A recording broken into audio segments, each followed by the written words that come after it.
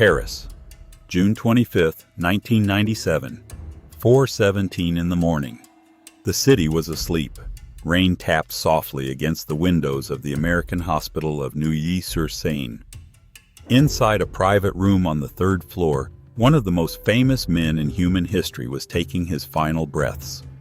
Jacques Cousteau, the man who had shown the world the ocean's face, who had dived deeper than anyone dared, who had spent 87 years conquering the unknown, was dying. And no one could explain why. His wife, Francine, held his hand. She leaned close, pressing her ear to his cracked lips. He was whispering something. She had to ask him to repeat it twice. He said one word, quote, zero, quote. Then, quote, one quote. Those were his last words. Not I love you, not goodbye, not the name of his son or his grandchildren. The last thing Jacques Cousteau chose to say to this world was the name of a lake in Siberia. Let us go back 3 months. March 1997. Cousteau returned from his final expedition, a journey to Lake Baikal in Russia. He arrived at Charles de Gaulle Airport alone, without his crew, without any announcement to the press. Those who met him at the gate later described him in strikingly similar terms: quiet, distant, changed. One member of his foundation staff, who asked not to be named, said, quote, Cousteau had been in excellent health. His personal physician, Dr. Alain Ferretti, had examined him just 6 weeks before the Baikal expedition and confirmed remarkable cardiovascular health for a man of 86, strong cognitive function, no signs of systemic illness. The doctor described him as __, quote, _3, __. 6 weeks later, Cousteau came home from Siberia. He ate alone. He answered no calls. He canceled every scheduled interview. And then, on May 4th of that same year, barely 7 weeks after returning, he released a film. It was called __, quote, _4, no distribution deal, no premiere, no press screening. The film appeared quietly, as if Cousteau himself was not sure he wanted the world to see it. 43 minutes long, it contained extensive underwater footage from Baikal's deepest zones. Reviewers who managed to obtain early copies noted something unusual. In several sequences, the camera cuts abruptly to black, mid-shot, mid-movement, as though someone had covered the lens, or as though Cousteau had decided, at the last second, not to show what the camera was seeing. The film received almost no mainstream coverage. 3 weeks after its release, Cousteau's condition deteriorated suddenly and without medical explanation. Dr. Ferretti, in a later interview with a French science journal, admitted, quote, _5, On June 25th, at 4:22 in the morning, Jacques Cousteau died. The official cause of death was listed as respiratory failure. He had been healthy 86 days earlier. Now, here's the question that haunts every person who has studied these events closely. Why Baikal? In 60 years of ocean exploration, Jacques Cousteau had dived into the Pacific, the Atlantic, the Indian Ocean, the Red Sea, the Mediterranean, the Caribbean. He had filmed whale sharks, explored coral cathedrals, descended into submarine trenches. He had seen things no human eye had seen before. And yet, out of everything he had witnessed in 60 years, the last word he chose to speak on this earth was the name of a freshwater lake in Siberia, not the ocean. A lake. Baikal is not just any lake. It is the oldest body of fresh water on the planet, 25 million years old. It holds 1/5 of all unfrozen surface fresh water on Earth. It is 1,642 meters deep at its lowest measured point, deeper than most ocean trenches accessible to civilian submarines. Its waters are so clear that a white disk lowered into them remains visible at 40 meters depth. Scientists have cataloged more than 3,600 unique species living within it. species found nowhere else on Earth. And beneath its surface, in the zones that conventional sonar cannot fully map, there are structures that Russian military scientists began documenting as early as 1959. Structures that should not exist. But we will come to that. What we know for certain is this. Jacques Cousteau made a dive at Baikal in March of 1997. He reached a depth his team refused to confirm publicly. He came up changed. He produced a film that raised more questions than it answered, with footage cut from its most critical moments. He was photographed once after returning. A single image, taken at a Paris cafe by a journalist who did not know who he was photographing. And in that photograph, Cousteau is staring at a glass of water. Not drinking, not reading, just staring. 3 months after touching the bottom of the deepest lake on Earth, he died. His private journals, 32 volumes, covering 40 years of expeditions, were placed under a seal by the Cousteau Foundation. The seal, according to French legal filings, expires in 2029. 32 years after his death, we will finally be allowed to read what Jacques Cousteau wrote. That date is not a coincidence, and neither is anything else in this story. There is a rule in journalism that experienced investigators learn early. The most dangerous testimony is not the testimony of the living. The living can be pressured. They can be discredited, relocated, silenced with money or fear. They can change their story on a Tuesday, and nobody blinks.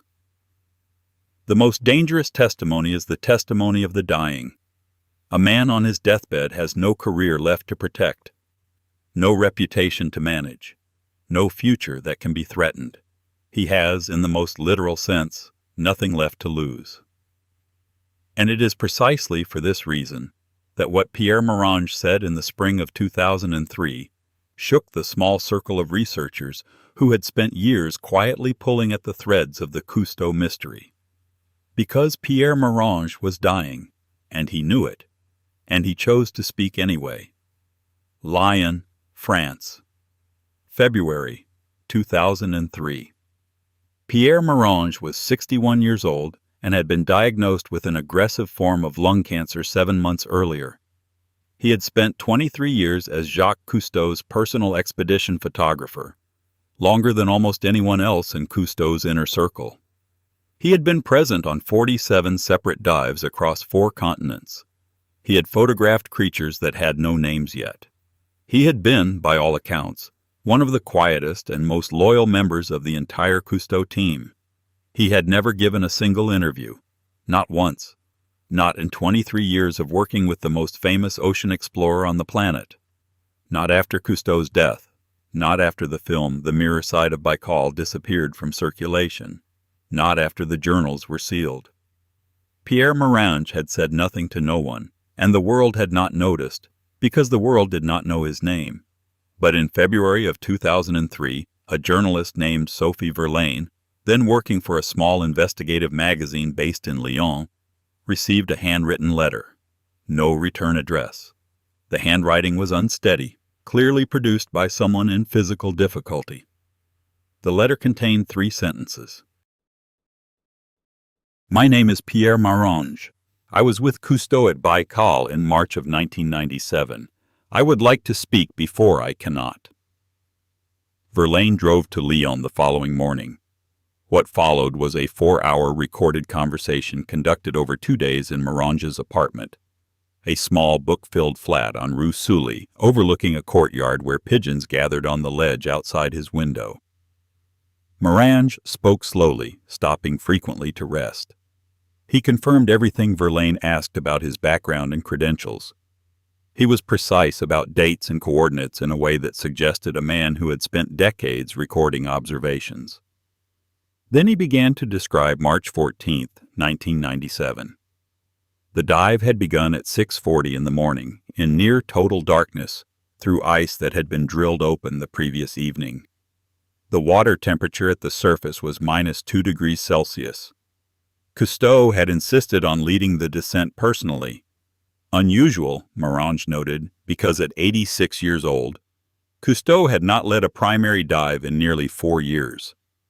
Morange recalled, The team descended in stages. Morange accompanied Cousteau in the primary submersible, a two-person research vessel capable of reaching 1,800 meters. At 600 meters, the water clarity of Baikal became extraordinary.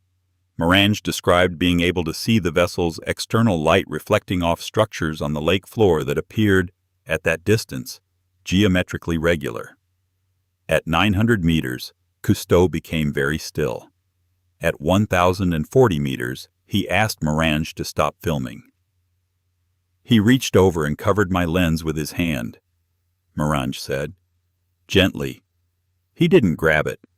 He just placed his palm over the front of the camera. And he said very quietly, not yet. I need to think first. They continued descending. At 1,640 meters, the depth at which Baikal's floor flattens into a broad abyssal plain, Cousteau began photographing with his own personal camera. The camera Morange had never seen before that morning. A camera Cousteau had brought in a separate sealed case that he had not allowed any crew member to handle. He photographed for 20 minutes without pause. Morange said. When Cousteau finally lowered the camera, Morange saw his face for the first time in 20 minutes. Morange said, on the ascent, Cousteau said nothing for 40 minutes. Then, at approximately 400 meters, he turned to Morange and spoke 7 words. Morange asked, where? Cousteau looked at him for a long moment.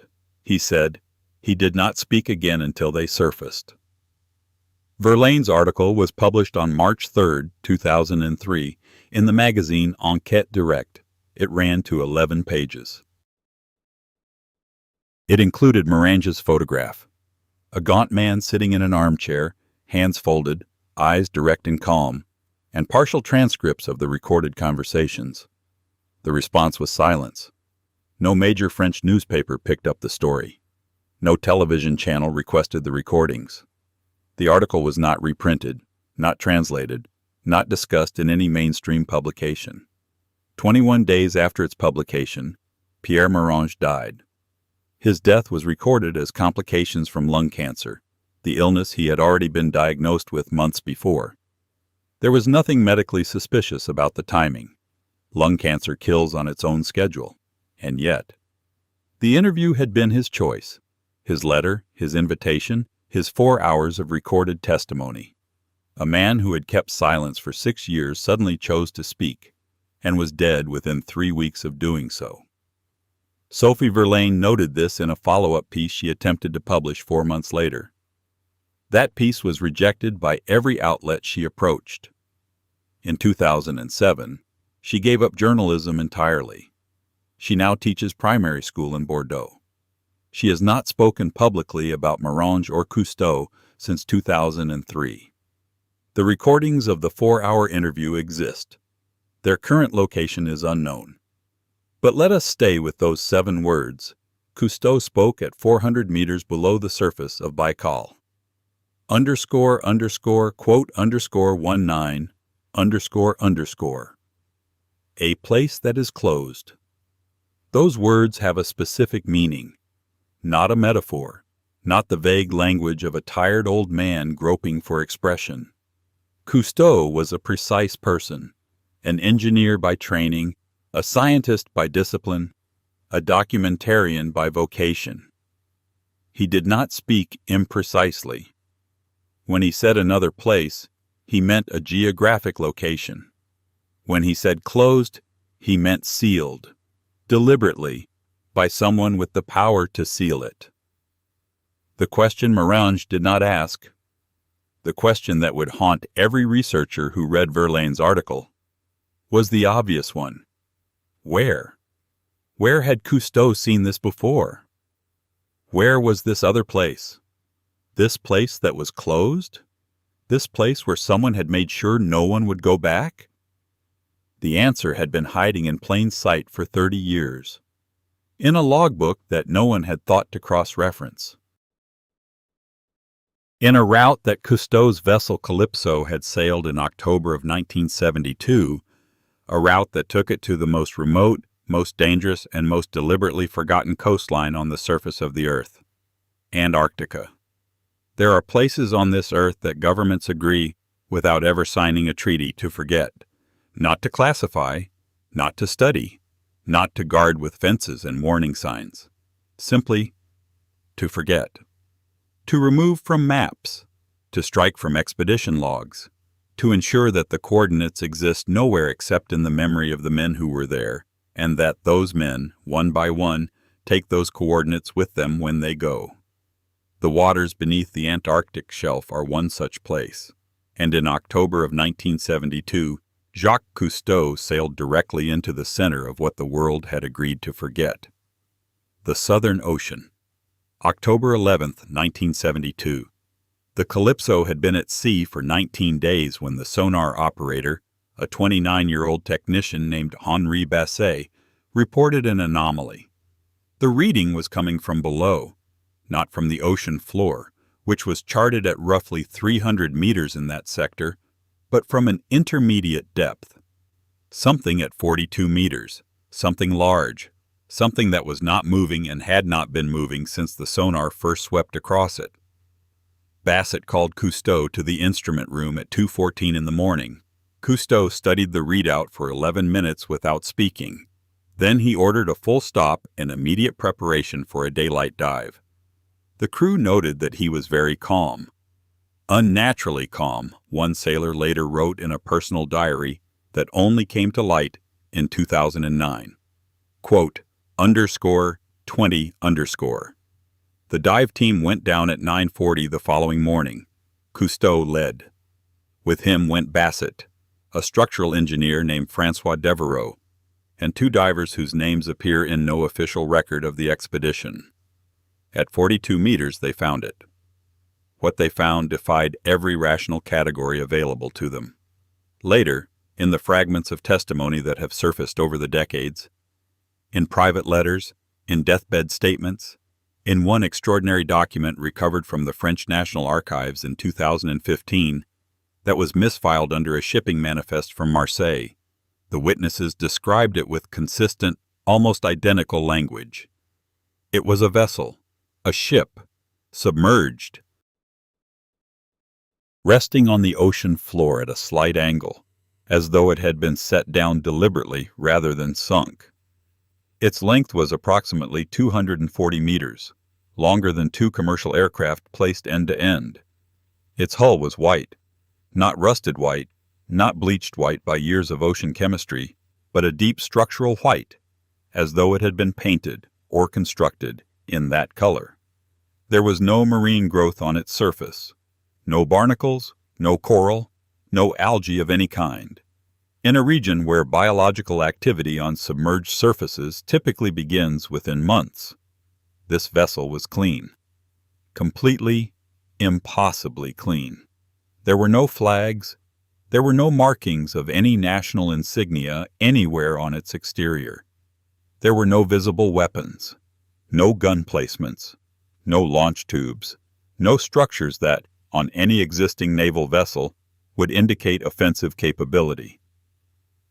It looked, Devereaux wrote in the letter recovered from the archives, quote, 21 quote, the crew spent 40 minutes circling its exterior.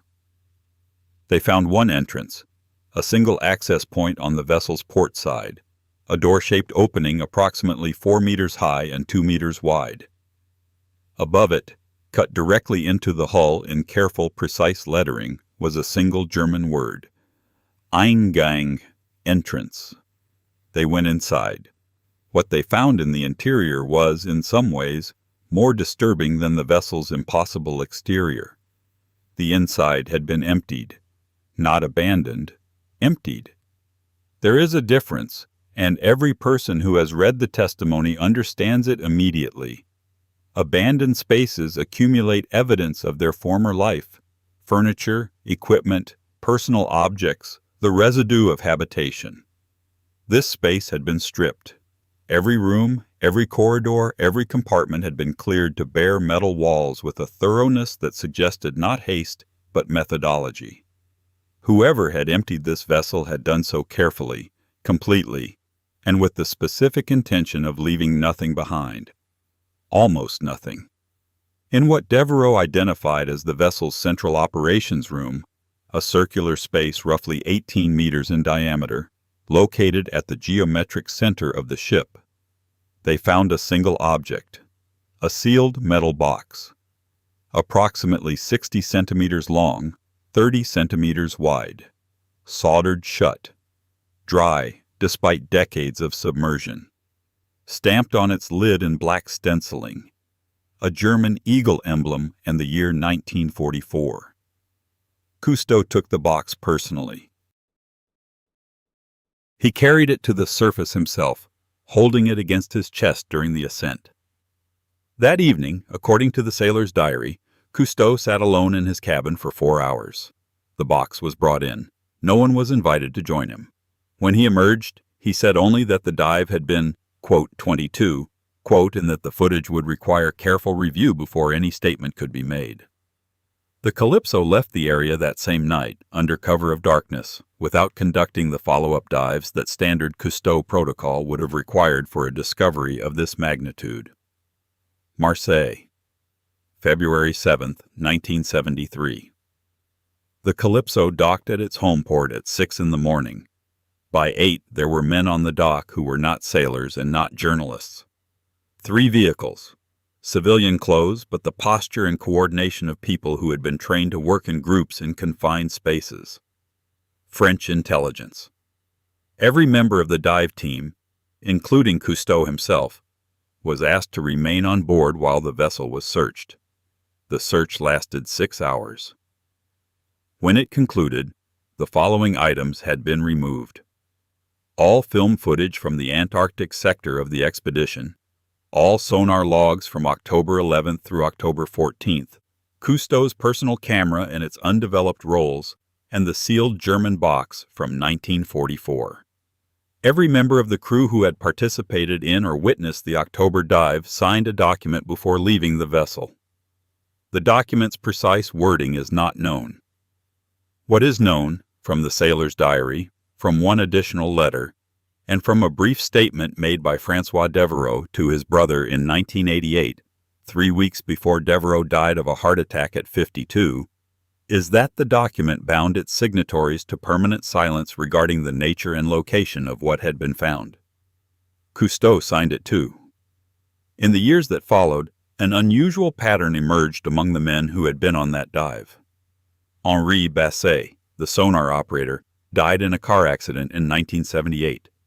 He was 35 years old, single vehicle, dry road, clear weather. No mechanical failure found in the vehicle's post-accident inspection. The 2 divers whose names appear in no official record. Untraceable. No death records, no living records. They simply do not appear in any document after February of 1973. Francois Devereaux died of a heart attack in 1988, 3 weeks after speaking to his brother. He was 52 and had no prior history of cardiac illness. His brother, Michel Devereaux, emigrated to Canada in 1989 and has given no interviews since. Of the entire dive team that descended to 42 meters in the Southern Ocean on October 12, 1972, only one person survived into the 21st century.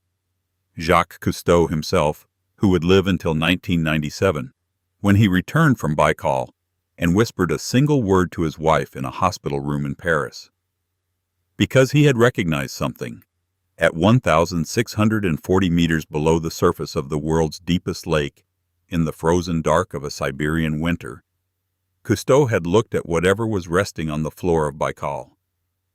And he had seen the same thing he had photographed 25 years earlier in Antarctica.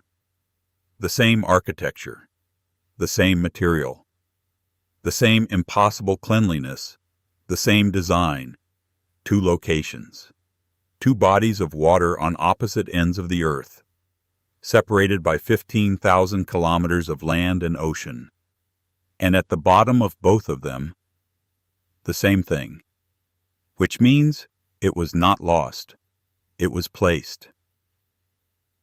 The Soviet Union did not believe in mysteries. That was its official position.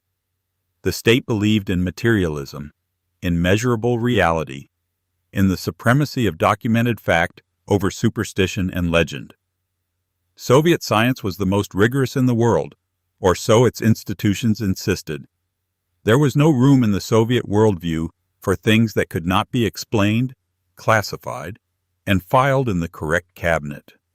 And yet, between 1959 and 1985, the Soviet military produced 3 classified incident reports concerning Lake Baikal.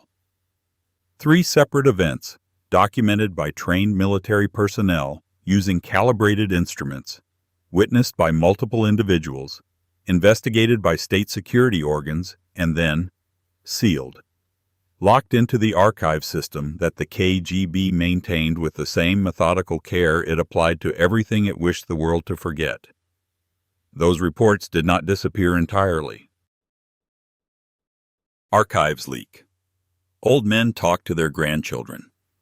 Retired officers, in the final years of their lives, sometimes decide that loyalty to a dissolved state is a contract that has expired, and so, piece by piece, fragment by fragment, the 3 incidents have been reconstructed, not completely, not with the certainty of full documentation, but with enough consistency across independent sources to demand serious attention. This is what happened. Incident 1, 1959.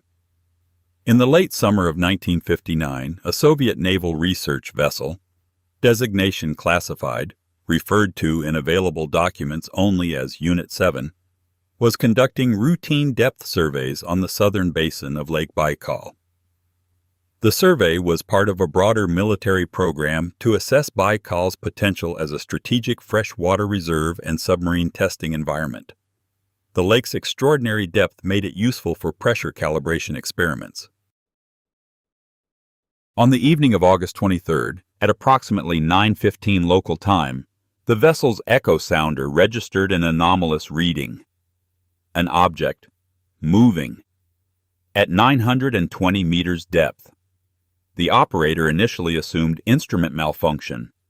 At 920 meters, in a freshwater lake, there should be nothing capable of generating a return signal of that magnitude. He recalibrated the equipment twice. The reading remained. He called his superior officer. The object was moving at 80 kilometers per hour. To understand why this figure is significant, consider the context. In 1959, the fastest known underwater vehicle in Soviet military inventory was capable of approximately 40 kilometers per hour under optimal conditions. Civilian submarines moved at roughly half that speed. Biological organisms, fish, aquatic mammals, do not sustain 80 kilometers per hour at depth.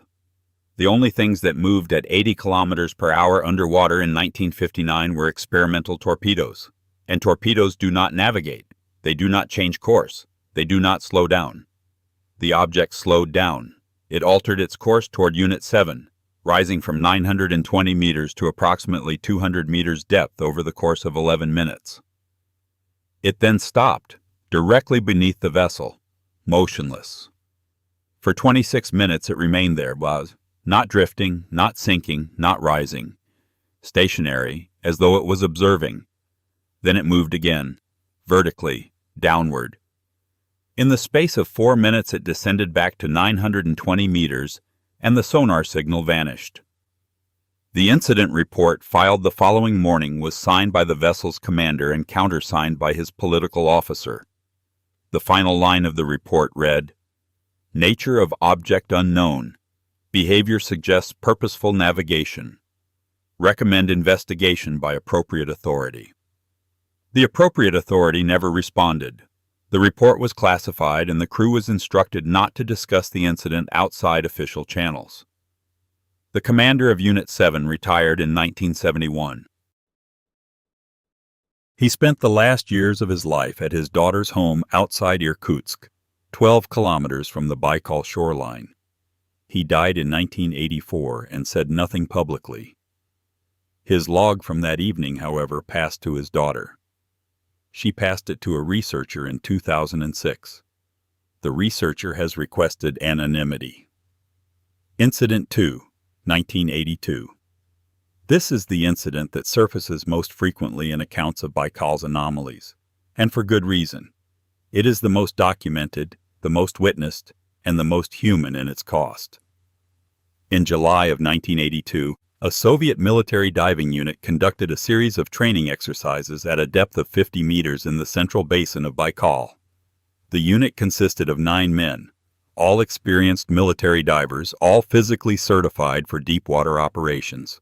The exercise was routine: navigation drills, equipment checks, timed ascents.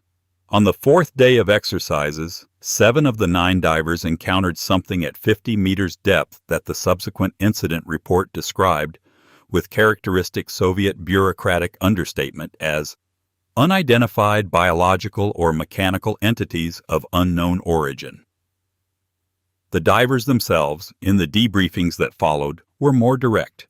They described figures: humanoid in general shape, 2 arms, 2 legs, upright orientation, but wrong in every specific detail. Their height was approximately 3 meters. Their suits, or what appeared to be suits, were silver gray and seamless, with no visible joints or fastenings, no visible breathing apparatus of any kind.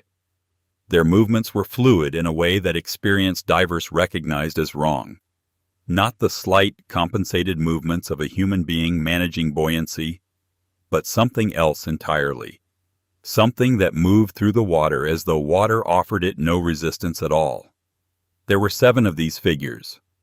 They did not approach the divers aggressively. They did not make contact. They simply appeared, emerging from deeper water below, and remained at a distance of approximately 15 meters, observing.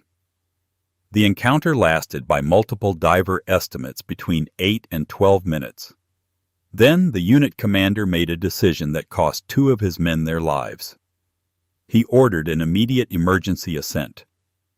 At 50 meters depth, an emergency ascent without decompression stops is an almost certain medical catastrophe. Nitrogen dissolved in the blood at pressure expands during rapid ascent, forming bubbles in the bloodstream and tissue, a condition known as decompression sickness, capable of causing paralysis, organ failure, and death. Every diver in that unit knew this. They were trained to know it. The commander ordered it anyway. 2 divers died before reaching the surface. 3 more were pulled from the water alive but were permanently disabled. Paralysis of varying severity, cognitive impairment, chronic systemic damage. They spent the rest of their lives in state medical facilities, their records classified. The remaining 2 divers suffered significant but non-permanent injuries. The incident report was filed under a security classification that, according to sources familiar with the KGB archival system, placed it in the same category as nuclear incident documentation. The commander was not disciplined. He was transferred. His subsequent postings are not traceable in any available record. Incident 3, 1983 to 1985. The 3rd incident unfolded slowly. Not a single event, but a series of observations spread across 27 months, conducted by a dedicated monitoring station established on the eastern shore of Baikal following the 1982 diving incident. The station's primary instrument was a military-grade echo sounder of significantly greater precision than the equipment used in 1959. Its operators were instructed to log all anomalous readings and to report immediately any signals suggesting artificial structure on the lake floor. Over the course of those 27 months, the station logged 43 anomalous events. The most significant finding, however, was structural rather than dynamic. In the deepest sector of the southern basin, the sonar mapping produced consistent returns suggesting the presence of rectangular forms on the lake floor. Not geological formations. Geology does not produce right angles with that regularity. Not equipment debris. No vessel or instrument of the appropriate scale had ever been lost in that location. Rectangular structures, symmetrically arranged, at a depth of over 1,400 meters. In 1985, a remotely operated recovery device, essentially a large mechanical claw deployed from a surface vessel, was sent to retrieve a sample from the anomalous zone. What it brought back was a metallic object approximately 1 meter in length and 40 centimeters in diameter. Cylindrical, smooth-surfaced, with no visible seams or fasteners. Along one side, 3 circular apertures, each roughly 12 centimeters in diameter, resembling, the lead engineer wrote in his report, quote, _25, the glass, or glass-like material, in the apertures was intact, uncracked, undamaged by the pressure of over 1,400 meters of water above it. On the interior surface of the apertures, visible through the glass, were scratches, not corrosion patterns, not mechanical damage from the recovery process. Scratches, parallel, deliberate, concentrated around the edges of the apertures.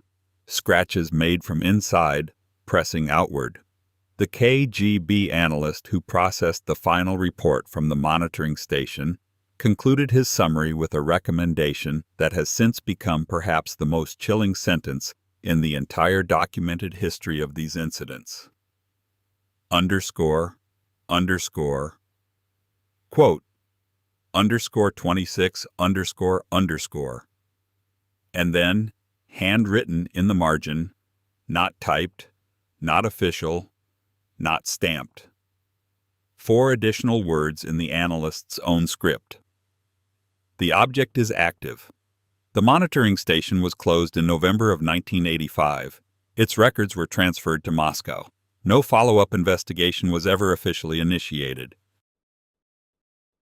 Baikal did not give up its secrets to the Soviets. It received their instruments, their divers, their submarines, their sonar pulses. And it returned nothing except evidence that something down there was aware of being observed, and had chosen, thus far, to do nothing more than watch. The same patience it had shown when a French submersible descended to 1,640 meters in March of 1997. The same patience it had shown, 25 years earlier, when a white vessel rested on the floor of the Antarctic shelf and waited for someone to find the word carved above its door. Eingang, entrance, 2 bodies of water, 3 decades of incidents. Governments on opposite sides of the Cold War, separately and secretly documenting the same impossibility and then, separately and secretly, choosing silence. The question is no longer whether something is there. The question is what connects them. Every serious investigation reaches a moment of reckoning. It is the moment when the investigator must stop collecting fragments and start asking what the fragments, arranged together, actually mean.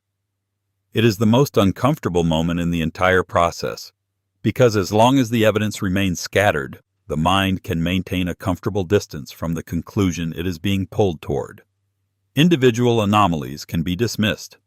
A sonar malfunction here, a coincidence there, a dying man's confused memory, the grief of a widow misremembering a final word. But 7 anomalies that mirror each other perfectly across 15,000 kilometers of geography. That is no longer dismissible. That is a pattern. And patterns, in investigative journalism as in science, mean only one thing. Something is making them. Let us lay the 7 parallels side by side and look at them honestly. Parallel 1. Depth below sea level. Lake Baikal's floor, at its deepest measured point, sits approximately 1,180 meters below sea level. Not below the water surface, below the surface of the ocean itself. The lake floor is deeper than the bottom of most seas. It is, geologically speaking, one of the deepest depressions on the continental surface of the Earth. The Antarctic shelf, in the sector where the Calypso made its discovery, sits above a subglacial basin that geologists have mapped, since the deployment of ice-penetrating radar in the 1980s, as extending to depths of over 2,600 meters below sea level. Beneath the ice, beneath the ocean floor at the continent's edges, there is a vast subglacial geography that most people do not know exists, and that almost no one has explored. Both locations are, in effect, below the world. Suboceanic in depth, while remaining technically on or near continental landmass. This is not geology. This is positioning. Parallel 2. Artificial objects. At Baikal.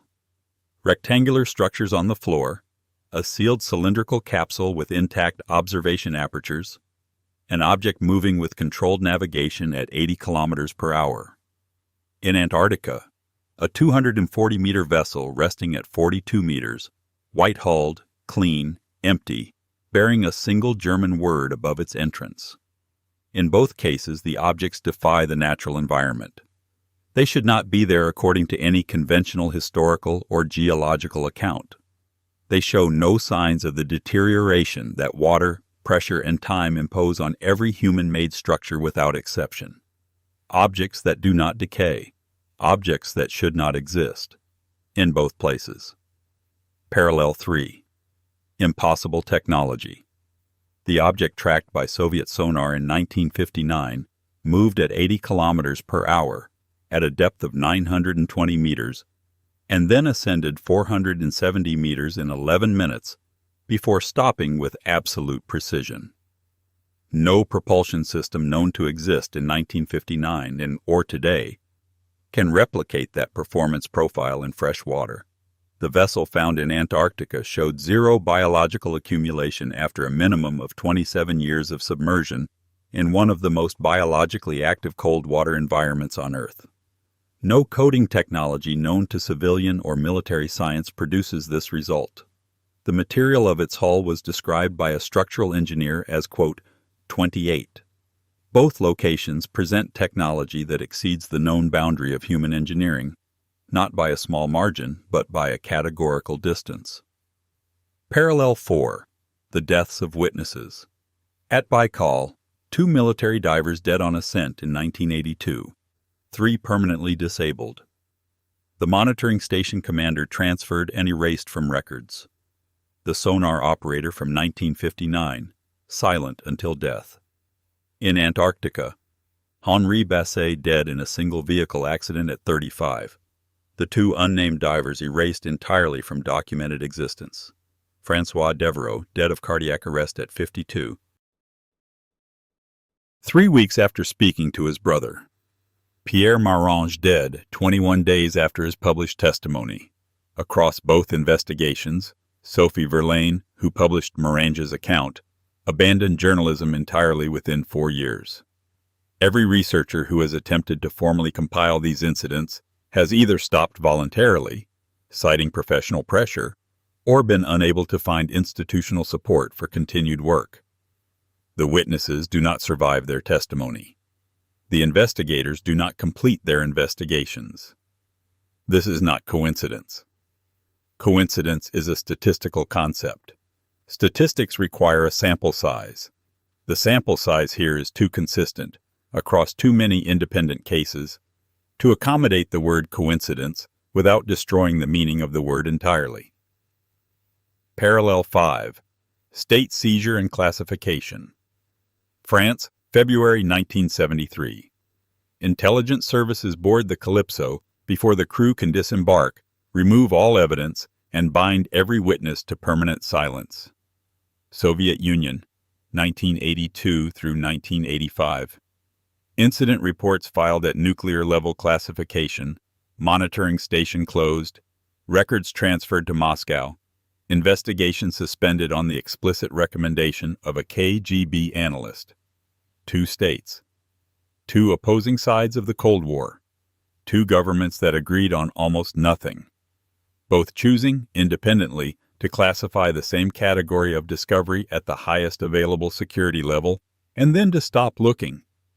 When adversaries agree to look away from the same thing, the thing they are looking away from is not nothing. Parallel 6. The German connection. The sealed box recovered from the Antarctic vessel was stamped with a German eagle and dated 1944. The single marking found inside the vessel was a German word. The German Antarctic expedition of 1938 and 39, officially a research mission, led by the vessel Schwabenland, mapped extensive portions of the Antarctic coastline and claimed a territorial zone called Neuschwabenland on behalf of the Third Reich. The submarines U-530 and U-977, which surrendered to Argentine authorities in July and August of 1945, months after Germany's official surrender, were found to have traveled from Europe to South America by a route that required passage through southern waters. Their commanders gave explanations that naval historians have never fully accepted. At Baikal, the cylindrical capsule recovered in 1985 bore no markings. But the monitoring station's final report noted, in a single unelaborated sentence, that spectroscopic analysis of the capsule's metallic composition showed __quote _29 German materials. German documents. German dates. At the bottom of an Antarctic sea, and at the bottom of the deepest lake in Siberia. Parallel 7. The word entrance. Above the door of the Antarctic vessel. Eingang. Entrance. Not exit. Not a vessel identification number. Not coordinates. Not a warning. Entrance. In the KGB monitoring records from Baikal, the analyst who recommended suspension of all investigations included one additional notation that has received almost no attention in the fragmentary accounts that have circulated. He wrote, describing the rectangular structures identified on the lake floor, that their arrangement suggested __quote _30 access points. Entrances. 2 locations. 1 word. 1 concept. A door is only a door if there is something on the other side of it. 3 theories. Now comes the moment of intellectual honesty. An investigation that presents only one interpretation is not an investigation. It is propaganda. These 7 parallels demand explanation, and there are exactly 3 categories of explanation available. All 3 must be examined. The skeptical interpretation. Equipment malfunctions. Sonar anomalies in unusually deep fresh water are well documented. Acoustic properties differ significantly from salt water, producing false readings that experienced operators can misinterpret. The Antarctic vessel may have been a decommissioned warship deliberately scuttled in the post-war years, its cleanliness explained by specific water chemistry in that sector, its lack of markings explained by intentional removal before scuttling. Cousteau's final word may have been misheard or correctly heard but incorrectly interpreted by a grieving wife. The deaths of witnesses are, individually, explicable by ordinary causes. Their collective pattern appears significant only because we are selecting the deaths that fit the narrative and not counting the witnesses who did not die unusually. This interpretation is rational. It is coherent. It requires, however, an extraordinary accumulation of coincidences operating simultaneously across 2 continents, 3 decades, and 2 separate Cold War intelligence services. The geopolitical interpretation. The German military, in the final years of the Second World War, developed and deployed technology significantly more advanced than what was publicly known, technology for which there is, in fact, substantial historical evidence across multiple engineering domains. Some of this technology was tested in Antarctica during and after the 1938 expedition. Some of it was transported, in the chaotic final months of the war, through routes that included the southern oceans. The Soviet incidents at Baikal represent a separate program. Soviet engineers, working from captured German documentation after 1945, testing prototype underwater vehicles in the most remote and controllable deep-water environment available on Soviet territory. Both programs were classified because advanced military technology is always classified. The connection between them is not mystical. It is the transfer of engineering knowledge from one state to another through the mechanism of war's end. This interpretation is the most professionally comfortable. It allows everyone involved to remain human, motivated by recognizable historical forces, operating within the boundaries of known physics. It does not, however, explain the capsule with scratches on the inside of its observation windows. The third interpretation. There are places on this earth that are not ours. They were here before us, before our nations, before our wars, before our submarines and our sonar equipment, and our intelligence services. The extraordinary depth of both locations, suboceanic, subglacial, geologically ancient, places them outside the reach of human civilization for the entirety of human civilization's existence. The objects at both sites do not decay because they were not built by processes that decay. The technology exceeds human engineering because it is not human engineering. The word Eingang above the Antarctic vessel's door was placed there not by the people who built the vessel, but by the last human beings to discover it. The German expedition of 1938, who found what we found, understood part of what they found, and left a single word as a message to whoever came next. And whoever, or whatever, placed the identical architecture in the depths of the world's oldest and deepest lake, placed it there for the same reason anything places an entrance anywhere, because it wants something to come through. Jacques Cousteau spent 25 years carrying the knowledge of what he had found in Antarctica. He carried it through 60 years of ocean exploration, through the height of his global fame, through the slow dimming of his years. He carried it silently, under a document he had signed on a dock in Marseille in February of 1973. And then, in March of 1997, at 86 years old, he descended to the floor of Lake Baikal. And he saw it again. Saw it with his own eyes, in a freshwater lake in Siberia, 15,000 kilometers from where he had first encountered it. He came up white as chalk. He died 3 months later. And his last word was not a farewell. It was a confirmation. Some stories end. This one has not. That is the most important thing to understand before we reach the final facts. The incidents at Baikal and Antarctica did not stop with the Cold War. They did not stop when the Soviet Union dissolved in 1991, scattering its classified archives across 15 newly formed states. They did not stop when Cousteau died in 1997. They did not stop when Pierre Morange gave his testimony and went quietly to his grave 21 days later. They continued. They continue still. And the people who encountered them in the 21st century paid the same price as everyone who came before them. The Prokhorov Expedition, 2013. In the summer of 2013, a privately funded Russian research team led by a Moscow-based entrepreneur named Alexei Prokhorov organized what was, at that point, the most technologically sophisticated civilian deep-water survey of Lake Baikal ever attempted. The expedition deployed 2 remotely operated underwater vehicles, drones of the highest available commercial specification, each valued at approximately $3 million, equipped with high-resolution cameras, sonar mapping arrays, and sample collection arms. The first drone descended on July 19th. Its signal was stable for 47 minutes. At 1,380 meters, the telemetry feed cut, not gradually, instantly. One frame showing dark water and sediment. The next frame, nothing. The drone never surfaced. No wreckage was recovered. The cable connecting it to the surface vessel had not broken.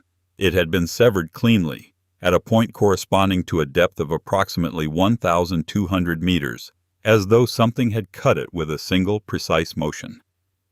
The second drone was deployed 3 days later. Its operator, a technician named Sergei Volkov, reported that at 1,100 meters, the drone altered course, not in response to his controls. He was transmitting a straight-line navigation command. The drone turned 90 degrees to the left, descended an additional 40 meters, and then its signal also cut. Volkov filed a written statement describing the second drone's final minutes. He noted that before the signal cut, his screen showed, for approximately 4 seconds, a light source coming from below the drone. Not reflected light. A source. Something emitting light at a depth where no light should exist. His statement was submitted to the expedition's institutional sponsors. It was not published. Volkov declined all subsequent interview requests. The expedition's chief diver, a man named Dmitry Kozlov, 38 years old, veteran of 11 deep-water research operations, died 6 weeks after the expedition concluded. The official cause was listed as an acute neurological event of unspecified origin. His medical records, according to his family, were transferred to a federal health authority and are no longer accessible to them. The military exercise, 2015. In the spring of 2015, Russian naval forces conducted exercises in the Baikal region as part of a broader strategic preparedness program. Sonar equipment deployed during these exercises detected on 3 separate occasions across an 11-day period an object moving through the deep basin at speeds ranging from 60 to 75 kilometers per hour. The same object, the same basin. 56 years after the first documented detection in 1959. A military spokesperson, when asked about anomalous readings during the exercise period, stated that all sonar data had been reviewed and that no irregularities requiring further investigation had been identified. The officer who filed the original anomaly report was reassigned to an administrative posting in Vladivostok within 30 days of the exercise's conclusion.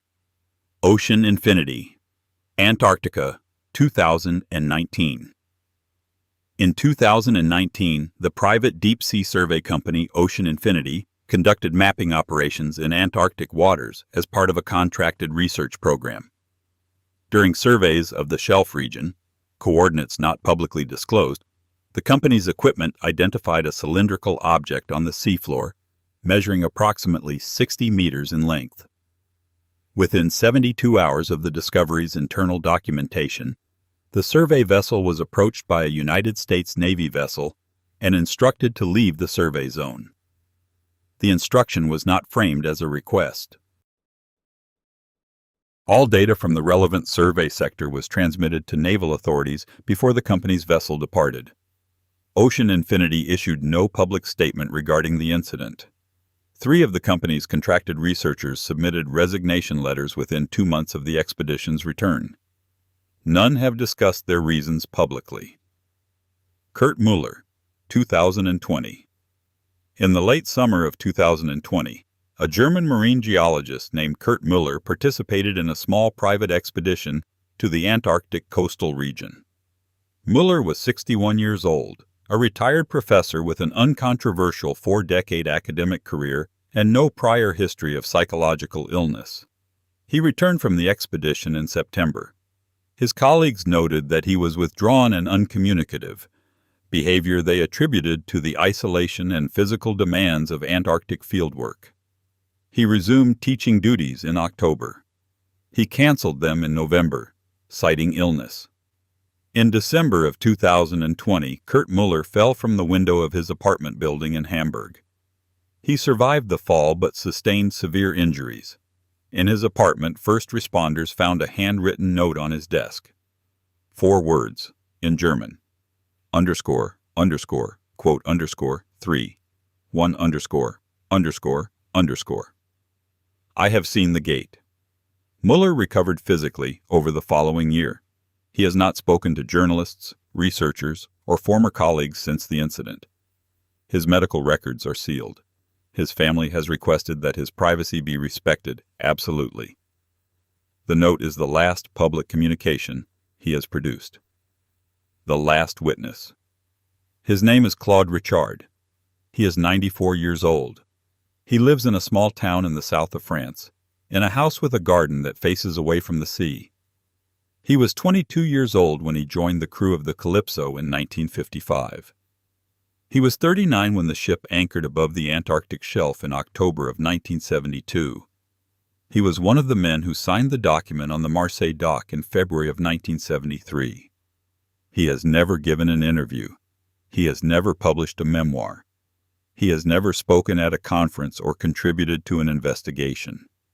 A researcher who located him in 2018 knocked on his door. Richard opened it, looked at the researcher for a moment, and said one thing before closing the door again.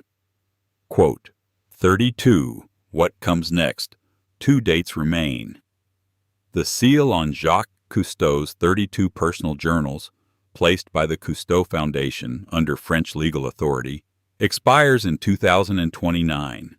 In 3 years, we will be permitted to read what the most famous ocean explorer in human history chose to record privately across 4 decades of diving into places no human had gone before.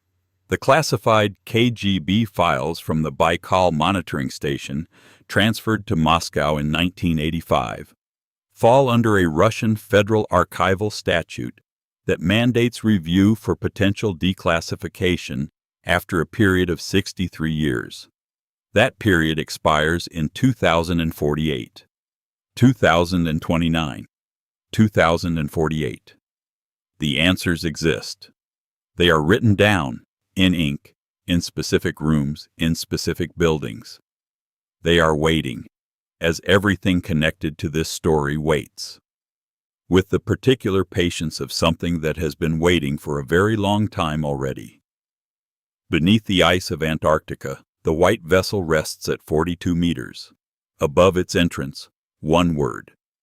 Beneath the frozen surface of the world's oldest lake, at 1,640 meters of perfect dark water, whatever Jacques Cousteau photographed for 20 minutes with a camera he had carried in a sealed case, whatever turned his face white as chalk and confirmed a secret he had carried for a quarter century, sits in exactly the same silence it has maintained for longer than human civilization has existed.